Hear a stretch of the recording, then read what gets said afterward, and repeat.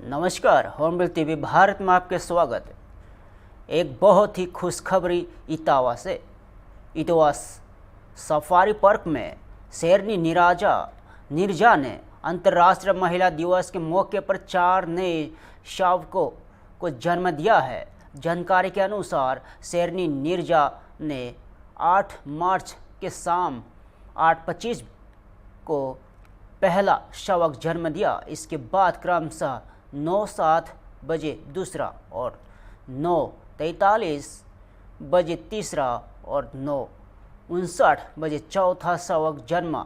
Safari park प्रशासन इन शावकों और उनकी मां की निगरानी सीसीटीवी कैमरों के माध्यम से कर रहा है। नीरजा अपने शावकों की पूरी देखभाल कर रही है। यह उनके लिए तीसरी बार मां बनने का अनुभव है। डॉक्टर अनिल कुमार पटेल निदेशक ने इस अवसर पर प्रसन्नता व्यक्त की है और सभी को इस नए परिवार के लिए शुभकामनाएं दी है। ये शावक जल्द ही सफारी पार्क में आगंतुकों के लिए आकर्षक का केंद्र बन सकते हैं। हम इस खबर को लेकर आपको अपडेट देते रहेंगे। इटावा सफारी पार्क में 8 मार्च को नीरजा नामक शेरनी ने 4 बच्चों को जन्म दिया है।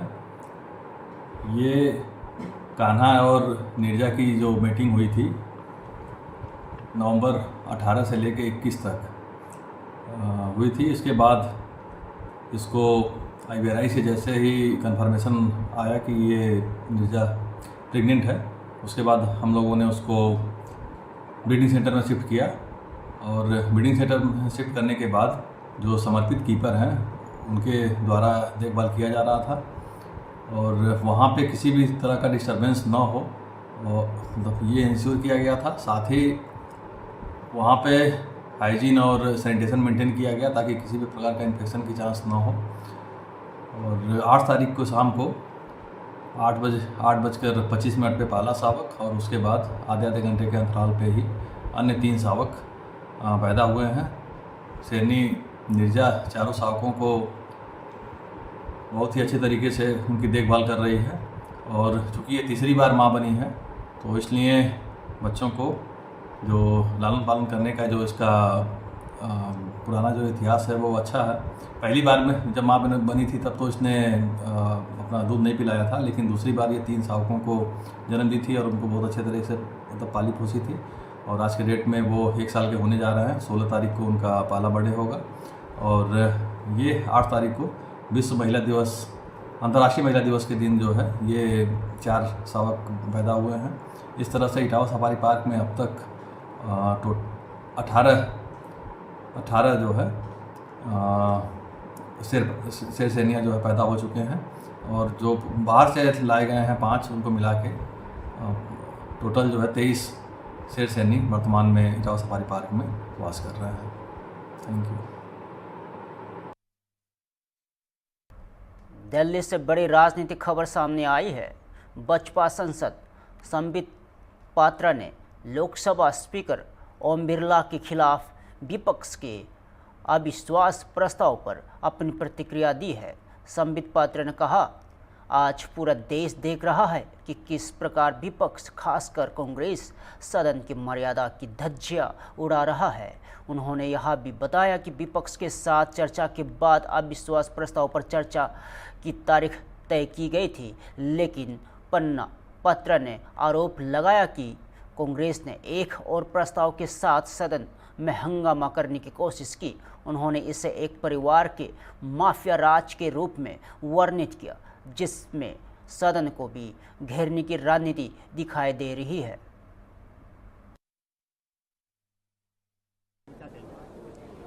देखिए, आज पूरा देश देख रहा है, टीवी के माध्यम से देख रहा है और सोशल मीडिया के माध्यम से देख रहा है कि आखिरकार सदन में क्या हो रहा है, किस प्रकार विपक्ष खास करके कांग्रेस पार्टी सदन के मर्यादा की धज्जियां उड़ा रही है। सदन में आपको याद होगा, बजट सेशन के पहले सत्र में माननीय स्पीकर के विरोध में एक मोशन लाया गया था, उनको इम्पीच करने का मोशन लाया गया था उसमें कई गलतियां होने के बावजूद ये स्पीकर साहब का बड़ा हृदय का परिचय था कि उन्होंने विपक्षी पार्टियों को बुला करके उसमें तारीख और नाम भी ठीक करवाया ताकि एक डेमोक्रेटिक तरीके से सदन चल सके। और उसी का कारण रहा कि यह विपक्ष के साथ चर्चा करने के पश्चात ये चर्चा की गई और आज का तारीख तय किया गया कि 9 मार्च को जब सदन बैठेगा उस समय जो प्रथम प्रस्ताव आएगा, जो रिजोल्यूशन आएगा, वो स्पीकर साहब के इम्पीचमेंट के प्रोसेस पे रिजोल्यूशन आएगा। उस पे भारतीय जनता पार्टी और सहयोगी दल और विपक्ष जो प्रस्ताव लेकर आए हैं सघन चर्चा करेंगे। आज जब सब कुछ प्रस्तुत है, आप देख रहे हैं एक दूसरे मोशन के साथ, एक दूसरे प्रस्ताव के साथ कांग्रेस पार्टी और विपक्ष आ गई है। कहीं ना कहीं ये जो अराजकता है कांग्रेस पार्टी की, एक परिवार का ये जो माफिया राज चल रहा है, जिसमें वो सदन को भी घेरने की कोशिश कर रहे हैं, they trying to hold the parliament to ransom, is something which the country is watching. I want to state on record that never in the history of the Indian Parliament we had seen this, that while the opposition, particularly the Congress party, brings in a motion, they were the one who brought the motion of impeachment against the Speaker. And while that motion is to be conducted, while we were, in fact, the permission was granted, the business was discussed, and today was the day when the motion on impeachment of the Speaker was to be decided and to be discussed. The Congress party has brought in yet another motion. Motion after motion, I would not hold back by saying that probably the Congress party and the opposition are suffering from loose motions.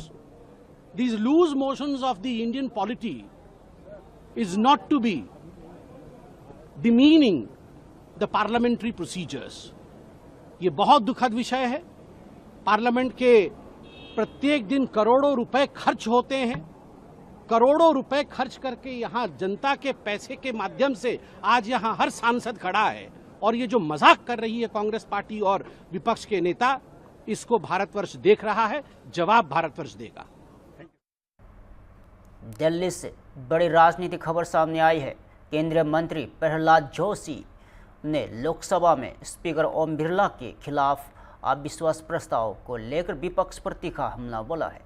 Joshi ने कहा कि अविश्वास प्रस्ताव की चर्चा सूची में साफ लिखी हुई थी कि प्रक्रिया के अनुसार इसे लाया जाना चाहिए। उन्होंने सवाल उठाया कि जब स्पीकर के खिलाफ अविश्वास प्रस्ताव के एजेंडा पहले से तय है तो बीच में दूसरा प्रस्ताव या एडजस्टमेंट मोशन कैसे लाया जा सकता है। केंद्रीय मंत्री ने विपक्ष पर आरोप लगाया कि वे नियमों और संविधान को नज़रअंदाज कर रहे हैं, और उन्होंने कहा कि अगर हमें राहुल गांधी के कहे अनुसार सदन चलाना है तो नियम क्यों होना चाहिए। उनके अनुसार जो कहा जाता है वही नियम है।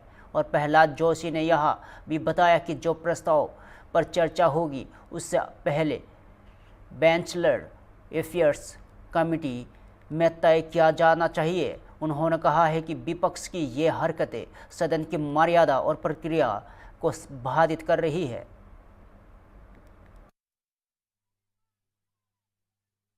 जिम्मेदारी का एक हद होता है, हद पार कर रहे हैं। विषय क्या है? इन लोगों का एक अविश्वास प्रस्ताव है। आज लिस्ट ऑफ बिजनेस में क्लियरली लिखा है कि इसके ऊपर हम चर्चा करेंगे। रेजोल्यूशन उन लोगों को मूव करना है। प्रोसीजर क्या है? रेजोल्यूशन जब मूव होता है 50 लोग उसके पक्ष में खड़े होना चाहिए। बाद में उसका चर्चा उन लोगों को जो नोटिस दिया है उनको शुरू करना है। जब हमने मीन्स स्पीकर साहब के तरफ से सरकार भी हाँ भर दिया, स्पीकर साहब स्वयं मॉरल ग्राउंड पे वो बता दिया इसका चर्चा होने दो, तब भी मैं चेयर पर आऊँगा।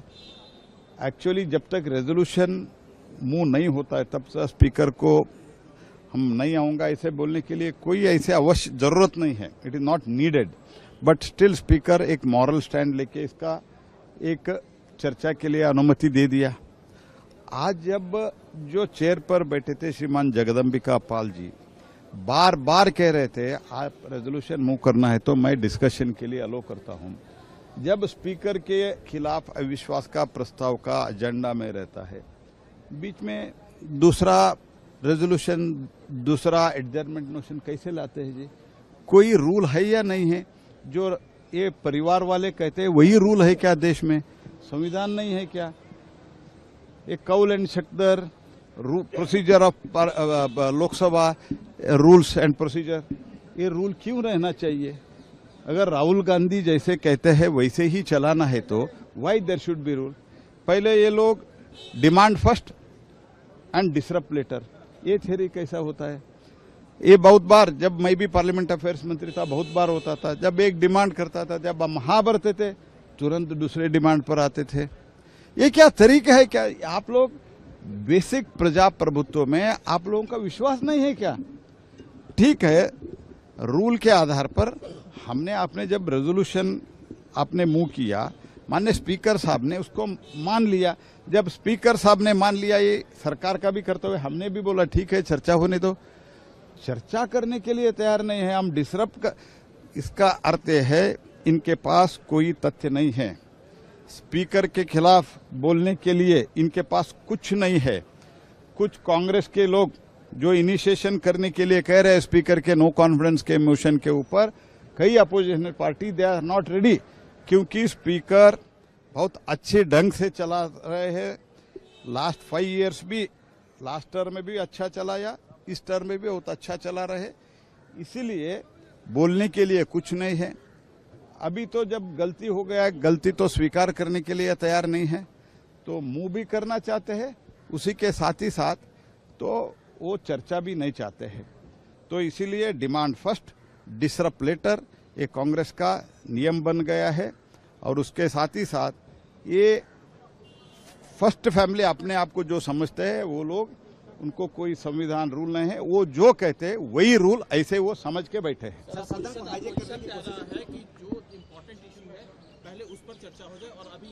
नहीं, देखो, पहले तो जो भी चर्चा करना है वो बीएससी में डिसाइड होना है। अभी तो स्पीकर साहब चेयर पर नहीं आ रहे, इसीलिए बीएससी नहीं हो रहा है। ये तो जब अभी एजेंडा में फर्स्ट डे में है, आज तो ये अगर निपटा देते तो आप स्पीकर साहब बीएससी करते थे। अगर बीएससी में आप स्पीकर साहब अगर परमिशन देते तो कल से चर्चा होता था। ये क्या तरीका है? आज स्पीकर का ये विषय जो है नो कॉन्फिडेंस, ये तो आप पूरा कर देते तो स्पीकर साहब कल तो इसका मीटिंग बुलाते थे बीएससी में। आप जो भी मुद्दा है उठा दो ना, स्पीकर साहब डिसीजन लेते हैं, सरकार अपने पक्ष रखते हैं, हमको कोई डर नहीं है, हम सब विषय के लिए चर्चा के लिए तैयार है। ये हमने पहले भी कहा है, आज भी कह रहे हैं। कोलकाता से बड़ी राजनीतिक खबर सामने आई है। पश्चिम बंगाल विधानसभा नेता प्रतिपक्ष शुवेंदु अधिकारी ने मुख्य चुनाव आयुक्त ज्ञानेश कुमार को काले झंडे दिखाए जाने की घटना पर अपनी प्रतिक्रिया दी। शुवेंदु अधिकारी ने कहा है कि यह घटना ममता बनर्जी के बांग्लादेशी घुसपैठियों को संरक्षण देने के धरने के संदर्भ में हुई है। उन्होंने आरोप लगाया है कि पश्चिम बंगाल में संवैधानिक संस्थाओं के खिलाफ इस तरह की हरकतें नहीं है। यह मामला राजनीतिक हलकों में चर्चा का विषय बना हुआ है और आने वाले दिनों में इसके और विकास की उम्मीद है।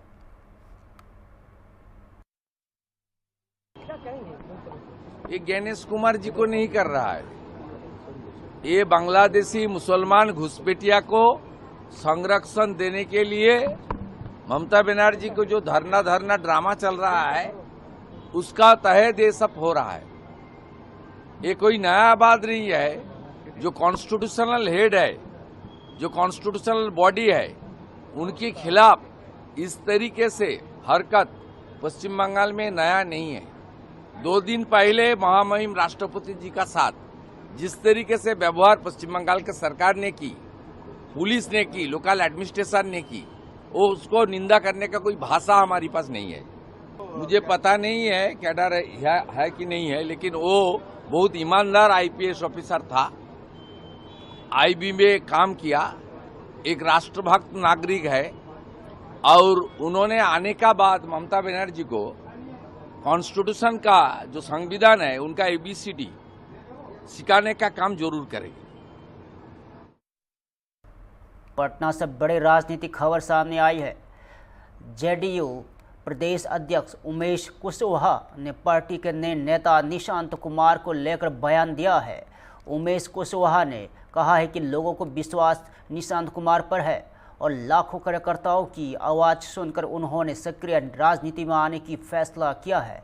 उन्होंने यह भी कहा है कि निशांत कुमार के नेतृत्व में पार्टी आगे काम करेगी और संगठन को मजबूत बनाने की दिशा में प्रयास जारी रहेंगे। यह कदम पार्टी के भीतर की नई ऊर्जा और संगठनात्मक मजबूती के संकेत के तौर पर देखा जा रहा है। निशांत का अर्थ ही होता है नई किरण की शुरुआत।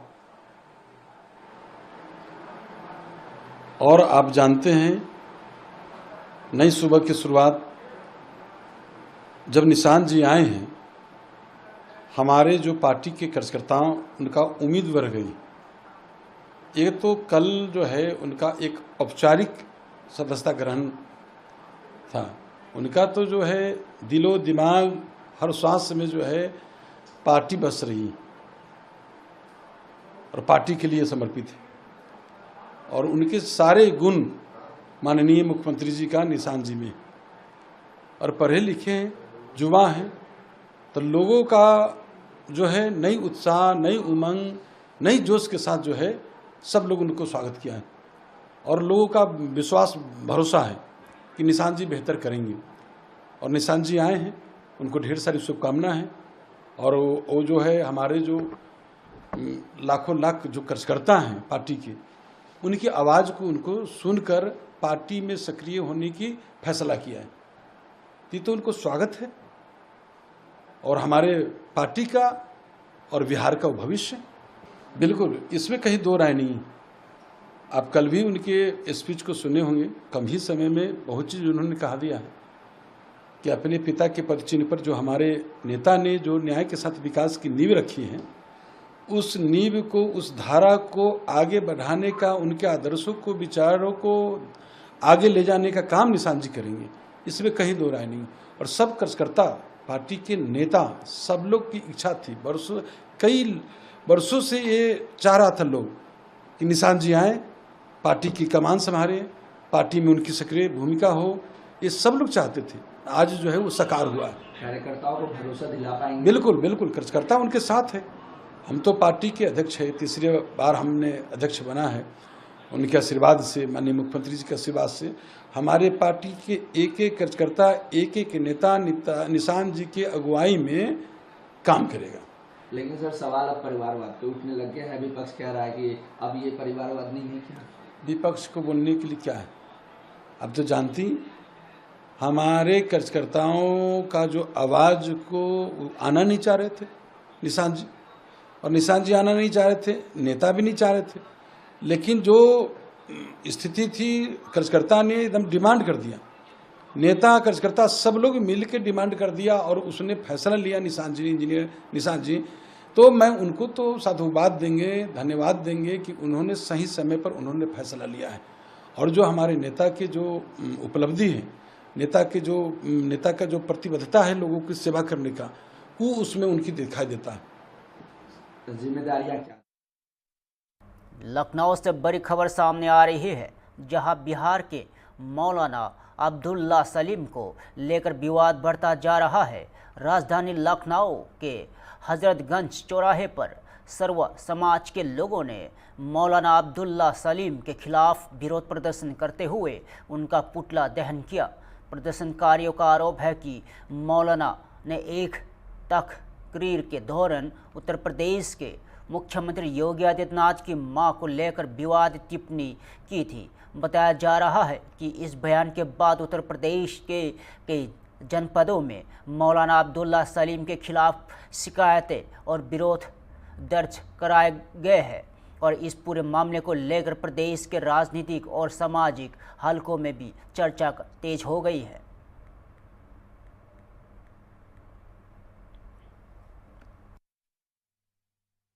नहीं करेगी। मौलाना जी एक बार उत्तर प्रदेश आ जाएं, उनको समझ में आ जाएगा कि उत्तर प्रदेश की जो है आवभगत कैसी होती है। और कोई तरीका नहीं है उनको तलब करने का, न्यायालय द्वारा ही उनको तलब किया जाएगा और उनको जो है सजा दी जाएगी। या तो माफी मांग ले या होश में आ जाए। मौलाना अब्दुल सलेम और योगी जी के लिए हम लोग आए हैं। योगी जी की मां के बारे में बोला गया जो बहुत ही दुखद है। 24 घंटे के अंदर गिरफ्तारी हो, नहीं तो हम लोग इससे बड़ा प्रदर्शन करेंगे। मौलाना अब्दुल सलेम, मौलाना अब्दुल सलेम, मौलाना तुम होश में आओ, मौलाना तुम होश में आओ, मौलाना अब्दुल सलेम। इस तरीके से धरना प्रदर्शन चलेगा और आगे बढ़ेगा।